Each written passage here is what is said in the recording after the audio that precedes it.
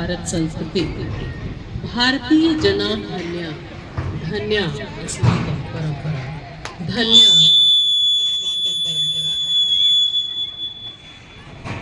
ये जो भारतीय संस्कृति रही है हमारी, योग व्यायाम ध्यान, ये हमारे जीवन का अभिन्न अंग रहा है। हार्दिक बधाई और शुभकामनाएं देना चाहूंगी ओम फिटनेस संस्था और धर्मेंद्र प्रजापति जी को, जो एक ऐसे युवा हैं जिन्होंने आज के युवाओं की बहुत प्रचलित जो भीड़ है रील बनाने वालों की, उनसे अलग हटकर एक ऐसा काम लिया जो न सिर्फ अपने लिए अपितु समूचे विश्व के लिए वरदान है। स्वास्थ्य और ये विपरीत परिस्थिति में भी उतना ही साथ देता है। कोरोना आया, हम सब ने देखा कि वो विपदा सबके लिए थी, विश्व संकट था, लेकिन उस पर विजय उन्होंने ही पाई जो पहले से स्वस्थ थे और जिनके जीवन में योग अभिन्न रूप से जुड़ा हुआ था। वो उस महामारी से बचकर निकल आए। एक से एक पैसे वाले भी लोग थे, सारी दुनिया की दौलत जिनके पास थी वो लुटा कर भी वो अपने जीवन का संरक्षण नहीं कर सके और असमय इस दुनिया से चले गए। लेकिन हम जानते हैं कि जिनके जीवन में योग था, व्यायाम था, ध्यान था, वो उसी तरह बने रहे। तो इससे हम ये समझ सकते हैं कि क्या महत्व है और क्यों इसे दौलत कहा गया।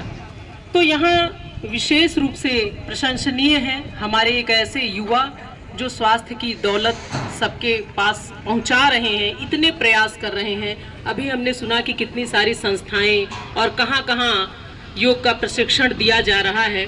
तो निसंदेह इस दुनिया, पूरी सृष्टि पर, धरा पर जितने वैभव हैं, आप और हम दोनों ही ये जानते हैं कि अगर उसे साधना है, उस सुख को अर्जित करना है, उसका सुख भोगना है, तो माध्यम सिर्फ एकमात्र है, वो है ये शरीर। और वो स्वस्थ होगा तभी उस सुख को आप साध पाएंगे। मैं तो शिक्षा से जुड़ी हुई हूँ, शिक्षिका हूँ, तो जीवन की दो मूलभूत आवश्यकताएं कही गई हैं, शिक्षा और स्वास्थ्य। यहाँ भी लेकिन अब जब आप ध्यान देंगे, मूल में उतरेंगे, तो आप पाएंगे कि स्वास्थ्य पहली ज़रूरत है, शिक्षा उसके बाद आती है।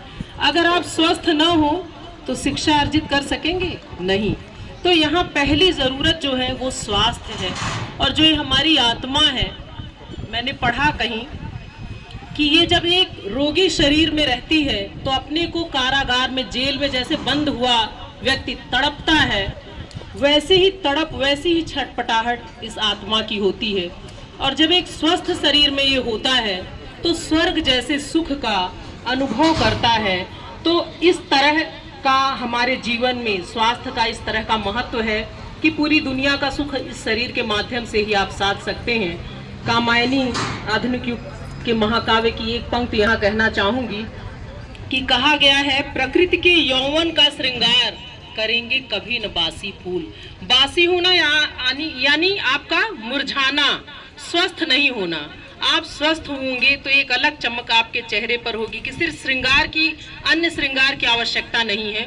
और धर्मेंद्र जी के लिए पुनः कहना चाहूंगी कि जो अपनी संस्कृति का संरक्षण और संवर्धन करना जानते हैं, वो स्वयं को स्थापित करना जानते हैं। और हम उस धरा से हैं जहाँ इतनी संस्कृतियाँ आई, इतने लोग आए, सब धीरे धीरे सबका विनाश हो गया, लेकिन हम बने हैं उसी रूप में आज भी स्थापित है। तो इसलिए कि हम अपनी संस्कृति का संरक्षण और संवर्धन करना जानते हैं। तो धर्मेंद्र जी ने ये काम करके अपनी संस्कृति को बचाया है, जो पुराने समय से हमारे जीवन का हिस्सा रहा योग। एक बार जोरदार तालियां चाहूंगी आचार्य जी के लिए। और ये कितना सुखद है कि परिवार का एक सदस्य जब ठीक रास्ते पर जाता है तो सब उसी राह पर चलकर समाज को क्या संदेश देते हैं। आपके भाई जितेंद्र प्रजापति जी हैं, वो भी इसी तरह का काम करते हैं। व्यक्तिगत रूप से उन्हें भी जानती हूँ। कहीं रक्त की आवश्यकता हो, कोई स्वास्थ्य समस्या हो, तो वो अपने दल के साथ उपस्थित होते हैं और असंभव को संभव बनाते हैं। तो एक बार तालियां जितेंद्र जी के लिए भी चाहूंगी आप बजा दें।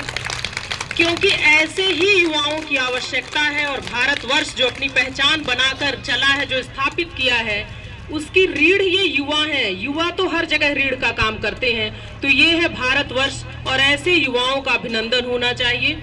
जब आपका फोन गया, मैंने कुछ नहीं पूछा कि किस भूमिका में, कहां और कैसे बुला रहे हैं।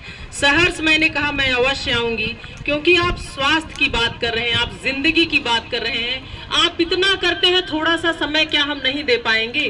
तो एक बार इन लोगों के लिए, इस संस्था के लिए, उमा जी के लिए जोरदार तालियों की अपील आपसे कहती हूँ और कहना चाहूंगी कि मरते रहे हैं इस धरा पे, मरेंगे हरदम, सद्भाव शांति का ही सदा गाएंगे सरदम। मरते रहे हैं इस धरा पे, मरेंगे हरदम, सद्भाव शांति का ही सदा गाएंगे सरदम। राणा शिवा भगत के वंशजों की तो सुन लो, राणा शिवा भगत के वंशजों की तो सुन लो, कहते हैं सदा लहरा लहरेगा ये परचम, कहते हैं सदा लहरा लहरेगा ये परचम, कहते हैं सदा लहरा। तो जहाँ ऐसे युवा हैं, निसंदेह अपनी संस्कृति का परचम अपने कर्म के माध्यम से लहराते रहेंगे। बहुत बहुत शुभकामनाएं, बहुत बहुत अभिनंदन, पुनः आभार। यहाँ आपने आमंत्रित किया, बहुत खुशनसीब हूँ और पुनः आपको बहुत सारा आशीष, बहुत सारी शुभकामनाएं। धन्यवाद।